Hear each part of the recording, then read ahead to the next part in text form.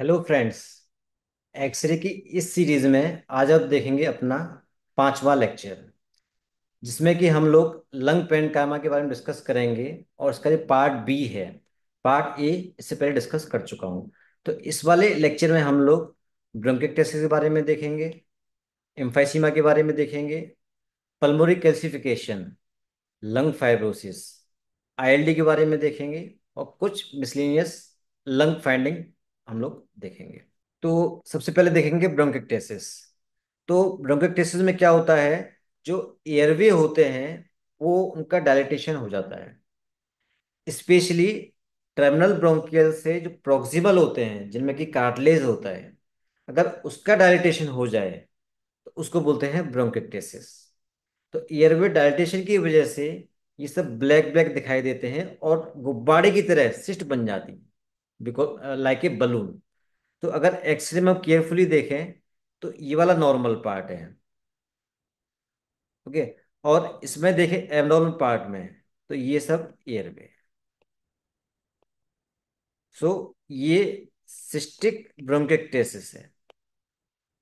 Okay. CT scan में देखेंगे तो सीटी स्कैन में you can appreciate the cystic lining. So ये एक रेस्ट्रिक्टिव पार्ट है। ये मतलब लंग का खराब वाला पार्ट है। अगर ब्रोंकिटिस हो जाए तो वाला पार्ट खराब हो जाता है। तो इसलिए इसमें सिकेस्ट्रीशियल कोलैप्स भी होता है बिकॉज ऑफ स्कारिंग। अगर आप लोग अप्रिशिएट कर सकते हैं तो देखिए, इधर साइड में वॉल्यूम लॉस है। जिस साइड में लंग कोलैप्स है वहां पे वॉल्यूम लॉस है। Opposite you can compare opposite side, full side में लंग बड़ा है लेकिन राइट साइड में लंग छोटा है। तो ब्रोंकिक्टेसिस में सिस्टिक सिस्टिक रेडियोलूसेंट ओपेसिटीज दिखाई देती हैं। नाउ इन दिस एक्सरे, तो आप इसमें अप्रिशिएट कर सकते हैं हार्ट के पीछे, देखिए, दिख रहा है सिस्ट जैसा ही है, black black cyst. So this is ब्रोंकिक्टेसिस।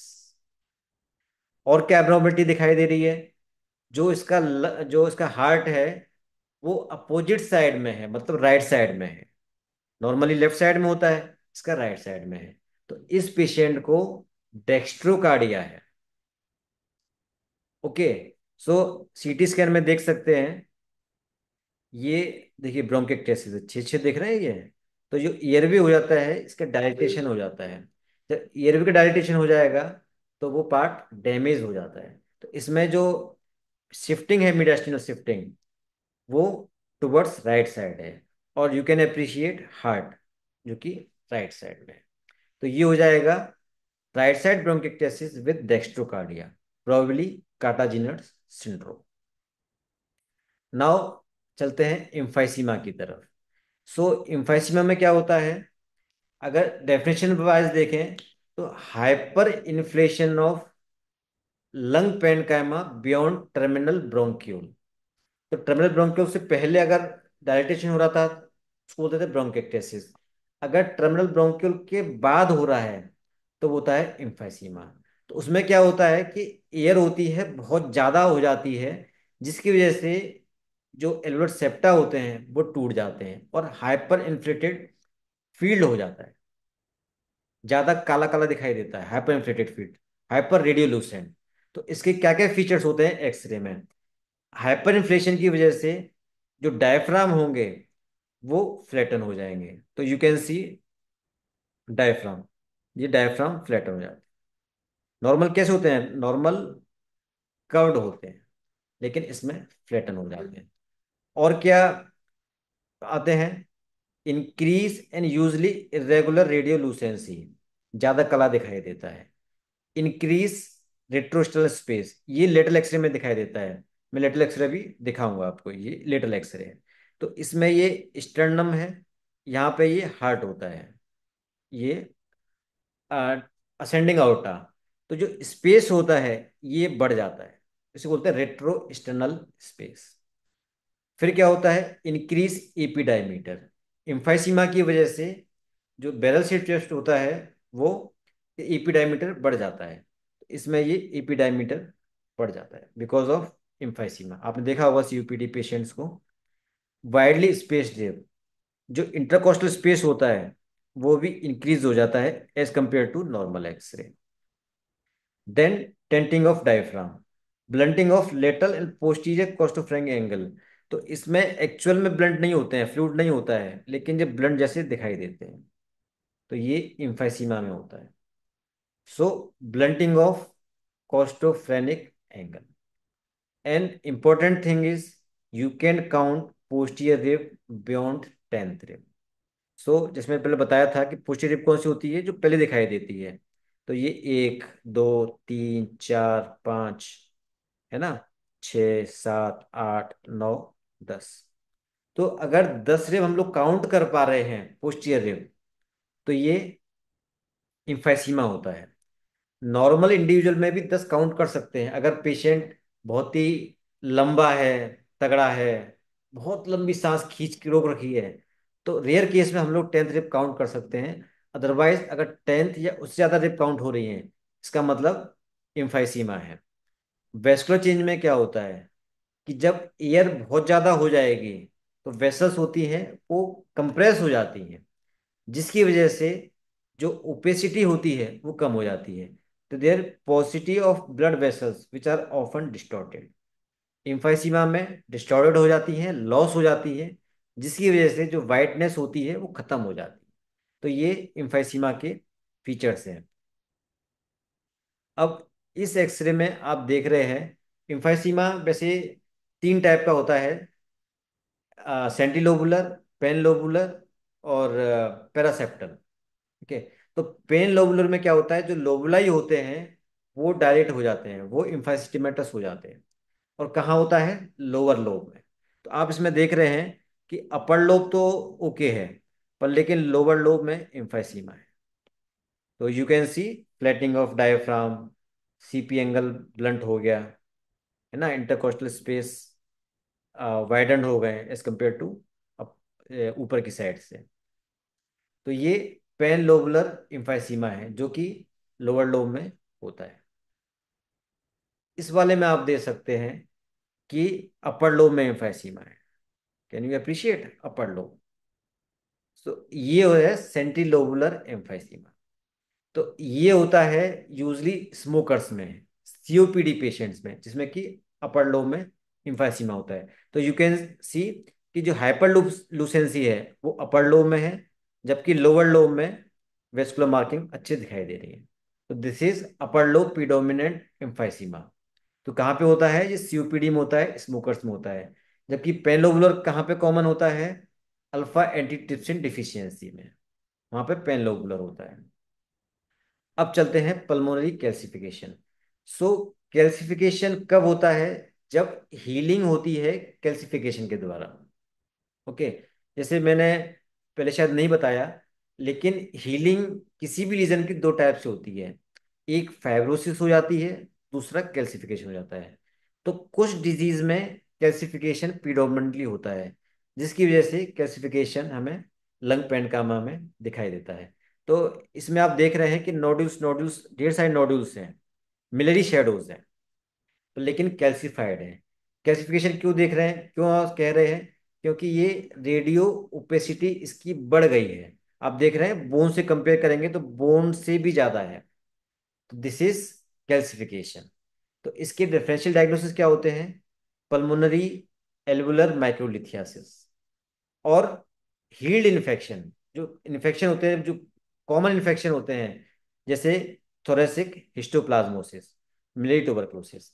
लेकिन हिस्टोप्लाज्मोसिस में क्या है कि कैल्सिफिकेशन नोड में ही मिलता है, लिम्फ नोड में ही मिलता है, हाइलर लिम्फ नोड में। यहाँ पर भी अगर हाइलर लिम्फ नोड के साथ मिल रहा है तो प्रॉब्ली हिस्टोप्लाज्मा हो सकता है, मिलिरी ट्यूबरक्लोसिस हो सकता है।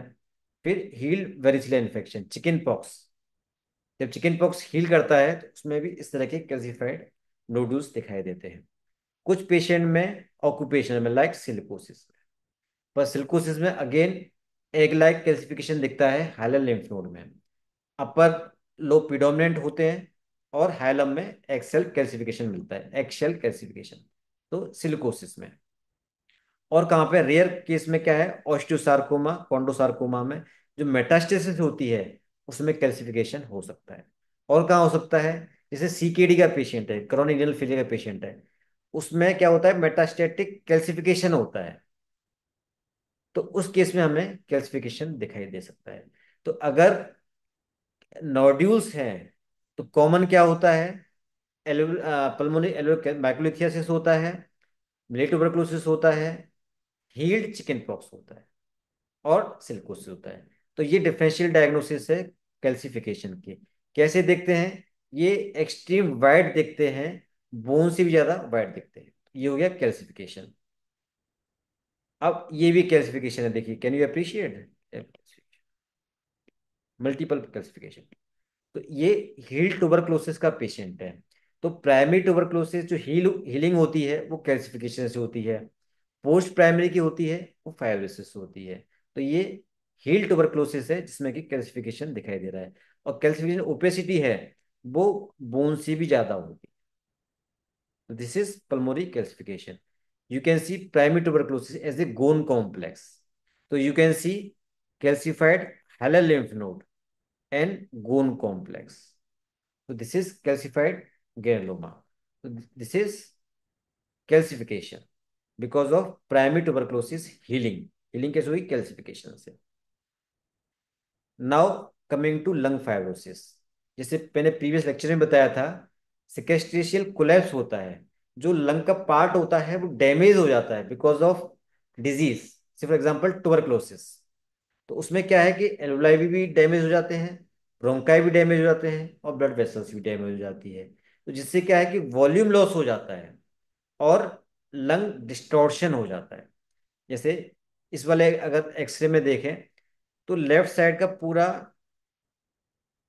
फाइब्रोस्ड हो गया है। साइंस क्या है फाइब्रोसिस के, lung distortion, intercostal space narrow हो जाते हैं, मीडियास्टिनल सेम साइड में शिफ्ट हो जाता है, ट्रेकिया शिफ्ट हो गई और हार्ट शिफ्ट हो गया। ओके, डायफ्राम ऊपर चला गया, और अपोजिट साइड में कंपनसेटरी इम्फाइसीमा हो जाता है। तो ये है लेफ्ट साइड लंग फाइब्रोसिस, और इसको यूजली हम लोग डेस्टर्ड लंग भी बोल देते हैं। ओके, सो ये हो गया sequestrational collapse. In this example also, इसमें क्या है कि राइट साइड में फाइब्रोसिस है। तो you can C right side में ट्रकिया भी हमारी भाग रही है। ओके, और नैरो हो गए, इंटरकोस्टल स्पेस नैरो हो गए हैं, और डायफ्राम थोड़ा ऊपर चला गया। तो this is left side lung fibrosis because of healing of tuberculosis, post tuberculosis lung fibrosis. अब देखते हैं आईएलडी। जैसे लंग पैड का मैंने बताया था कि दो पार्ट होते हैं, एक एल्वुलाई होता है, एक इंटरस्टिशियम होता है। इंटरस्टिशियम कनेक्टिव टिश्यू होता है जो कि लंग को प्रोटेक्ट करता है चारों तरफ से। मान लो ये एल्वुलाई है, इसको चारों तरफ से कवर करता है। तो इसमें क्या होता है, एक तो इंटरस्टिशियल टिश्यू होता है और ब्लड वेसल्स होती हैं। अगर इसमें कोई दिक्कत आ जाए उसको बोलते हैं इंटरस्टिशियल लंग डिसीज। नॉर्मली जो इंटरस्टिशियम जो दिखता है वो हमें हाफ ऑफ द लंग दिखता है, पेरिफ्री में दिखाई नहीं देता है। अगर पेरिफ्री में अगर लाइंस दिखाई देती हैं, मतलब रेटिकुलेशन दिखाई देते हैं, इसका मतलब पेशेंट को आईएलडी है। अब सबसे कॉमन होता है इडियोपैथिक पल्मोनरी फाइब्रोसिस। फाइब्रोसिस ये भी है, वो सिकेस्टिशियल फाइब्रोसिस थी, ये इंटरस्टिशियल फाइब्रोसिस है। तो इसमें क्या होता है कि जो नॉर्मल लंग होते हैं उसका वॉल्यूम लॉस हो जाता है। तो you can C volume loss. और जो डिजीज स्टार्ट होती है वो लोअर लोब से स्टार्ट होती है। तो जो लोअर लोब होते हैं वो स्लाइटली हेजी होते हैं, मतलब नॉर्मल लुकिंग लाइक नहीं होते हैं। तो इसमें आप गौर से देखेंगे तो छोटे छोटे इसमें स्पॉट दिखाई देते हैं, इस तरह से reticular pattern. Okay, so bilateral lower lobe reticulations with mild decrease in lung volume. तो एक्सरे में अगर ये दिख रहा है तो हम लोग आईएलडी सस्पेक्ट कर सकते हैं, लेकिन आईएलडी की डायग्नोसिस नहीं बना सकते हैं। डायग्नोसिस के लिए हमें हाई क्वालिटी एचआरसीटी स्कैन चाहिए। ओके, अब इसमें देखते हैं, ये है bilateral interstitial lung disease. Normal lungs में क्या होता है कि यूजली हमें वेसल्स पेरिफेरी में दिखाई नहीं देती हैं, लेकिन इसमें हमें दिखाई दे रही है। सी, यू कैन सी, ये नॉर्मल नहीं दिखाई दे रहा है, इसमें क्या छोटे छोटे नोड्यूल्स दिखाई दे रहे हैं। और रेटिकुलेशन दिखाई दे रहे हैं। तो ये आईएलडी है। Okay. CT scan, we can see reticulations and nodules. So abnormal xray देखने के लिए पहले आपको नॉर्मल एक्सरे देखना सीखना होगा। तो इसलिए पहले लेक्चर में मैंने नॉर्मल एक्सरे कैसे दिखता है वो मैंने आपको दिखाया था। अगर लंग, नॉर्मल लंग की आप पिक्चर दिमाग में रख लेंगे, तब आप नॉर्मल एबनॉर्मल एक्सरे पहचान सकते हैं। तो इसमें आप देख रहे हैं कि नॉर्म एबनॉर्मल रेटिकुलेशन और नोडुल्स दिखाई दे रहे हैं। और इसका आप देखेंगे तो इसका जो पेरेन्काइमा है वो थोड़ा सा डिस्ट्रॉयड टाइप का है। सी, ट्रेकिया पहले यहाँ जा रही है, फिर यहाँ जा रही है। तो ये एक डर्टी टाइप का जो होता है, जो खराब लिखता है हमें, मतलब अच्छा ही लगता है लंग एक्सरे, तो यूजली आईएलडी होता है। अब इस वाले एक्सरे में आप देखेंगे कि नीचे देखिए इम्फाइसीमा है। Can you appreciate radiolucency, flattening of diaphragm, CP angle blunt है। कैन यू अप्रिशिएट इम्फाइसीमा है। लेकिन अपर लोब में दिखाई देंगे, देखेंगे तो यहाँ पे ये फाइब्रोसिस, रेडियो ओपेसिटी है। ओके। बीच में देखेंगे तो देखिए यहाँ पे ये रेटिकुलर पैटर्न दिखाई दे रहा है हमें ये। तो इस वाले एक्सरे में अपर लोब में फाइब्रोसिस है और लोअर लोब में इम्फाइसीमा है। तो इसको दोनों पार्ट हैं, इम्फाइसीमा भी है और फाइब्रोसिस भी है। तो इसको हम बोलते हैं combined pulmonary fibrosis and emphysema, CPFE। तो ये एक आईएलडी का एक बोले तो विकराल रूप है। तो दिस इज CPFE। फाइब्रोसिस भी है, इम्फाइसीमा भी है। Emphysema you can appreciate, see paraseptal emphysema. और छोटे छोटे नोडुल दिखाई दे रहे हैं ये, see you can see nodules, small small nodules. This is centrilobular nodules, centrilobular, see. और this is paraseptal, these are paraseptal. तो ये इम्फाइसीमा है, पैरासेप्टल भी है, सेंटिलोबुलर भी है। नाउ अब देखते हैं इस एक्सरे में। आप इस एक्सरे में गौर से देखिए तो ये नॉर्मल एक्सरे नहीं है। इसमें आप देखेंगे स्मॉल स्मॉल नोडुल्स दिखाई दे रहे हैं। Can you appreciate? सो अगर नॉर्मल एक्सिस कंपेयर करेंगे तो इसमें आपको नोड्यूल्स दिखाई देंगे, बहुत छोटे छोटे nodules, like a millet shape, मतलब बाजरे जैसे कि दाने होते हैं। तो इस तरह के नोड्यूल दिखाई देते हैं, तो इसको बोलते हैं मिलेरी पैटर्न। और मिलेरी पैटर्न का मतलब टीबी ही नहीं होता, और भी डिजीज हो सकती हैं, जैसे वायरल निमोनिया हो सकता है, ट्रॉपिकल पल्मोनेसिस हो सकता है, लिम्फेंजाइटिस कार्सिनोमेटोसिस भी हो सकता है। तो आपको हिस्ट्री से पता लगाना पड़ेगा, क्लिनिकल एग्जामिनेशन पता करना पड़ेगा, और फिर सीटी स्कैन करना पड़ेगा। Then only we can diagnose miliary pattern के डिफरेंशियल डायग्नोसिस। तो इसमें आप बस एक्सरे में देखिए कि ये नोडुल्स दिखाई दे रहे हैं, नॉर्मल नहीं है। यस, सी कितने अच्छे नोडुल दिखाई दे रहे हैं। See, you can appreciate nodules, small small nodules. Can appreciate nodules पूरे लंग्स में, बायोलेटरल डिफ्यूज नोडुलर पैटर्न। अगर सीटी स्कैन कराएंगे तो you can see whole CT scan nodule से भरा हुआ है। This is, this case was miliary tuberculosis. तो आपको नॉर्मल एक्सरे अगर पता लग जाएगा, then you can appreciate miliary nodules in chest xray. This is miliary tuberculosis. Now pulmonary oedema.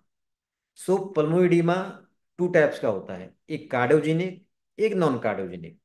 Cardiogenic का मतलब जो जो हार्ट है उस पर वॉल्यूम ओवरलोड हो गया है, मतलब CHF, मान लो CHF हो गया है।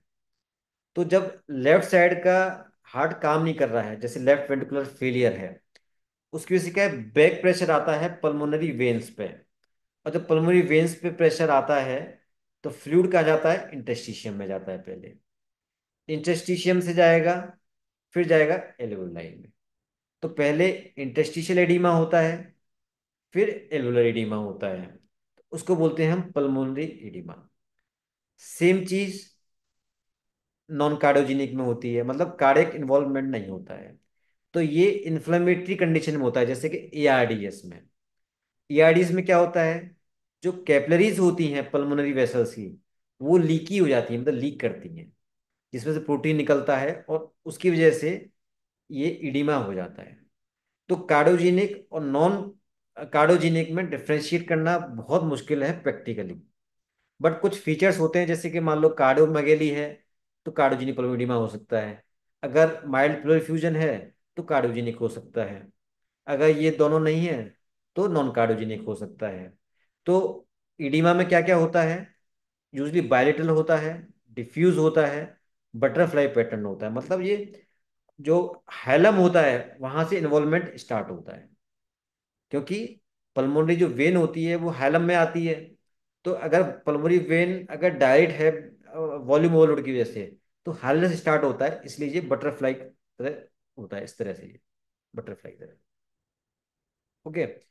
और सॉफ्ट प्लफी शेडो होती हैं, ईयर ब्रोंकोग्राम दिखाई देता है, क्योंकि इसमें जो फ्लूइड होता है वो एल्वुलाई में बढ़ जाता है। पहले कहाँ बढ़ता है? इंटरस्टिशियम में। सबसे पहले क्या होता है? सबसे पहले जो इंटरस्टिशियम होता है उसमें फ्लूइड आता है, उससे क्या आता है? कर्ली बी लाइन्स आती हैं। आपने पढ़ा हो ना, कर्ली ए लाइन्स कर्ली बी लाइन। फिर और फ्लूइड बढ़ता है तो इंटरस्टिशियल पैटर्न आता है। उसमें क्या होता है? जो पेरिफ्री होती है वहां पे नॉर्मली कुछ नहीं दिखाई देता है, लेकिन अगर इंटरस्टिशियल एडिमा है तो पेरिफ्री में रेटिकुलर पैटर्न दिखाई देंगे, इस तरह से। और क्या होगा? सेफिलाइजेशन ऑफ ब्लड वेसल्स। जो ग्रेविटी की वजह से जो ब्लड वेसल्स होती हैं वो लोअर लोब में ज्यादा दिखाई देती है नॉर्मल एक्सरे में। यहाँ पे अगर किसी को कंजेस्टिव हार्ट फेलियर है, लेफ्ट वेंट्रिकुलर फेलियर है, उसमें क्या होगा कि वॉल्यूम बहुत ज्यादा हो जाएगा। तो ग्रेविटी की वजह से लोअर लोब में तो होगा ही, लेकिन ज्यादा वॉल्यूम की वजह से अपर लोब में भी रेटिकुलर पैटर्न दिखाई देता है। तो ये होता है इंटरस्टिशियल एडिमा। उसके बाद में एल्वुलर एडिमा, तो एल्वुलाई बढ़ जाते हैं, इसमें फिर ईयर ब्रोंकोग्राम दिखाई देता है। तो ये होता है पल्मोनरी एडिमा। रेडियोलॉजिकली डिफ्रेंशिएट करना बहुत मुश्किल है, लेकिन क्लिनिकली हम लोग डिफ्रेंशिएट कर सकते हैं with the help of 2D को और प्रो बीएनपी और सारी चीजें। अब इस एग्जांपल को देखें तो इसमें सेम दिखाई दे रहा है, fluffy shadows, butterfly, alveolar, year bronchogram. ये पल्मोनरी इडीमा का पेशेंट है, कार्डियोजेनिक का। इसको डायबिटिक्स दिया और 3 दिन में एक्सरे क्लियर हो गया। तो this is example of cardiogenic pulmonary oedema. ये एआरडीएस का पेशेंट है। बट रेडियोलॉजिकली डिफ्रेंशिएट करना मुश्किल है कि कार्डियोजेनिक है नॉन कार्डियोजेनिक है। बट ये पेशेंट एडमिट था, इसलिए पता है कि एआरडीएस का पेशेंट है। तो ये नॉन कार्डियोजेनिक है। कैसे डिफरेंशिएट कर सकते हैं? इसमें नॉर्मल साइज है और नो प्लूरल डिफ्यूजन। तो ये सजेस्टिव होता है नॉन कार्डियोजेनिक के, पर डायग्नोस्टिक नहीं होता है। कुछ मिसलेनियस। ये एक्सरे है। ये एक्सरे में आप देख रहे हैं कि बड़े बड़े नोडुल्स दिखाई दे रहे हैं जो कि इरेगुलर शेप्ड हैं। सी, जैसे नोडुल है इरेगुलर शेप्ड है, इस तरह से दिखाई दे रहे हैं। तो पूरे लंग्स में, बायलेटरल लंग्स में पैची पैची कॉन्सोलिडेशंस हैं, मतलब पैची पैची नोडुल्स हैं, कॉन्सोलिडेशंस हैं। और ध्यान से देखेंगे तो ईयर ब्रोंकोग्राम आ रहा है बीच में, सी, ईयर ब्रोंकोग्राम आ रहा है। तो ये पैची कंसोलिडेशन है। अगर सीटी स्कैन कराएंगे तो यू कैन डिफरेंशिएट ये कंसोलिडेशंस। तो this is case of bronchopneumonia. Bronchopneumonia means जो कंसोलिडेशन है वो पैची होगा, क्योंकि वो एयरवे से स्प्रेड करता है। जहाँ एयरवे जाएंगे वहां वहां कंसोलिडेशन बना देगा। तो this is patchy consolidation suggestive of bronchopneumonia bilateral infiltrates. तो हम लोग नॉर्मल भाषा में इसको इन्फिल्ट्रेट्स कहते हैं कि ये right middle lobe infiltrates, right lower lobe infiltrates, bilateral infiltrates. But क्या होते हैं? ये पैची कंसोलिडेशंस होते हैं। अब इस एक्सरे में देखेंगे तो कुछ वेल डिफाइंड नोडुल्स दिखाई दे रहे हैं, देखिए, वेल डिफाइंड नोडुल। कुछ इरेगुलर नोडुल्स दिखाई दे रहे हैं, सी, ये वेल डिफाइंड नोडुल्स हैं। तो इसमें मल्टीपल साइज नोडुल दिखाई दे रहे हैं, कुछ बड़े हैं, कुछ छोटे हैं, कुछ इरेगुलर साइज हैं, कुछ रेगुलर साइज हैं। अगर सीटी स्कैन कराएंगे तो यू कैन अप्रिशिएट जो नोडुल्स हैं वो डिफरेंट साइजेस हैं, सब प्लूरल भी हैं, कुछ छोटे हैं कुछ बड़े हैं। तो ये है केस ऑफ बायलेटरल मेटास्टेसिस। तो bilateral variable size nodule with irregular border, suggestive of metastasis. So xray में हम लोग एक आइडिया ले सकते हैं कि ये नोड्यूल्स हैं जो कि डिफरेंट साइजेस हैं, इरेगुलर बॉर्डर हैं, ये मेटास्टेसिस है। इस एक्सरे में हम देख रहे हैं कि ये एक एक्सरे है, इसमें ये नेल है, कील है, तो ये फॉरेन बॉडी है। ये एग्जैक्ट लोकेशन कहाँ पर है? अगर हम लेटरल एक्सरे कराएंगे तो पता लगेगा ये लोअर लोब में। तो ये है फॉरेन बॉडी। जो फॉरेन बॉडी यूजली होती है वो रेडियो ओपेक होती है, जो मेटल वाली होती हैं। और जो सॉफ्ट वाली होती है, जैसे कि मान लो पीनट है या उस तरह की होती हैं, वो रेडियो लूसेंट होती हैं। तो ये ओपेक है, इसका मतलब ये मेटेलिक है, ये नेल है, ये फॉरेन बॉडी। सो इस मॉड्यूल में बस, इस लेक्चर में बस इतना ही। तो आपसे रिक्वेस्ट करता हूँ कि आप मेरे प्रीवियस वीडियो देखें, तो आपको अच्छे समझ में आएगा। फिर मिलेंगे एक नई वीडियो के साथ में, तब तक के लिए थैंक यू वेरी मच।